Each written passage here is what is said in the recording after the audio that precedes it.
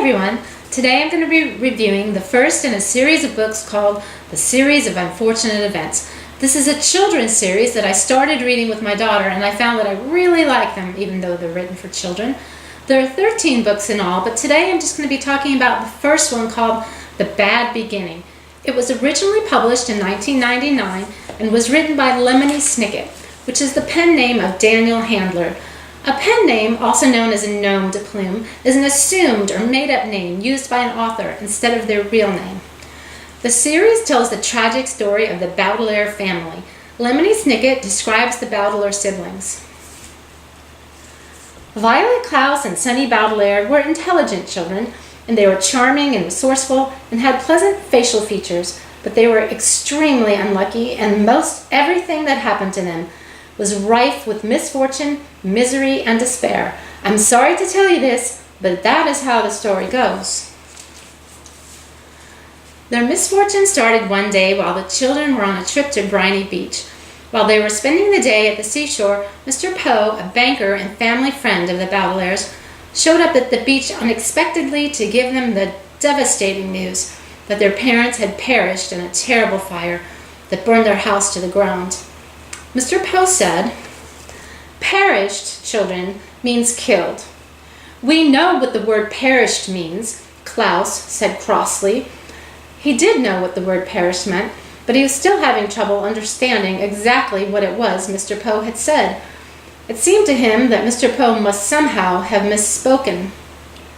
"I was sent here to retrieve you and take you to my home, where you'll stay for some time while we figure out what to do. I'm the executor of your parents' estate. That means I will be handling their enormous fortune and figuring out where you children will go. When Violet comes of age, the fortune will be yours, but the bank will take charge of it until you're old enough." Although he had said executor, Violet felt like Mr. Poe was the executioner. He had simply walked down to the beach to them and changed their lives forever. Mr. Poe arranged for the children to be raised by a distant relative who lived on the other side of town by the name of Count Olaf. They weren't sure what to think about this because they had never heard of any relative named Count Olaf and didn't know what he would be like.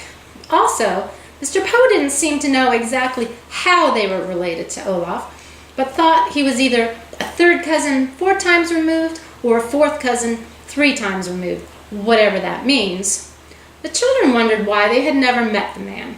Mr. Poe thought quite possibly because he was a very busy actor by trade, traveling the world with various theater companies.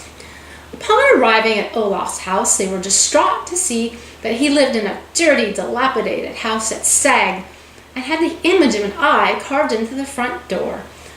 What kind of man would carve an eye into the front door, they wondered. They didn't have to wonder long. Count Olaf opened the door. "Hello, hello, hello," Count Olaf said in a wheezy whisper. He was very tall and very thin, dressed in a gray suit that had many dark stains on it.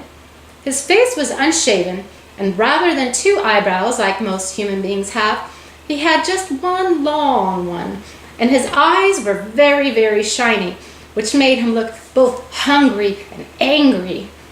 "Hello, my children. Please step into your new home and wipe your feet outside so no mud gets indoors."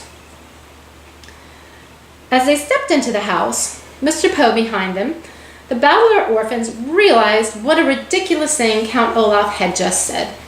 The room in which they found themselves was the dirtiest they had ever seen, and a little bit of mud from outdoors wouldn't have made a bit of difference. "This room looks like it needs a little work," said Mr. Poe, peering around the gloom. "I realize that my humble home isn't as fancy as the Baudelaire mansion," Count Olaf said, "but perhaps with a bit of your money we could fix it up a little nicer." Mr. Poe's eyes widened in surprise, and his coughs echoed in the dark room before he spoke. "The Baudelaire fortune," he said sternly, "will not be used for such matters, and in fact will not be used at all until Violet is of age." And with that, Mr. Poe left the children alone with their new guardian. The children found Count Olaf to be demanding, short-tempered, and bad-smelling. And although his house was quite large, he put the children into one dirty bedroom with a single small bed for all three of them and a pile of rocks instead of toys or books. Most days they were given difficult chores to do, and it soon became apparent to them that Olaf was only interested in getting his hands on the Battler fortune and would go to any lengths to get it. This is a very entertaining book for kids and adults alike, and what I really enjoy about it is the dark humor and sarcasm. Along with all the crazy characters, you can't help but root for the Battler children as they match wits with the evil Count Olaf, along with his weird theater group and the rest of the adult characters who seem to be completely oblivious to what's going on right under their noses. Will Count Olaf succeed in stealing the Battler fortune? Will the children manage to escape from his evil clutches? To answer these questions and more, you must read this book called The Bad Beginning, which I highly recommend. And once you read the first one, you'll want to continue reading this series of unfortunate events and follow the adventures of Violet, Klaus, and Sunny Baudelaire. Thanks for watching, and click below to like this video and subscribe.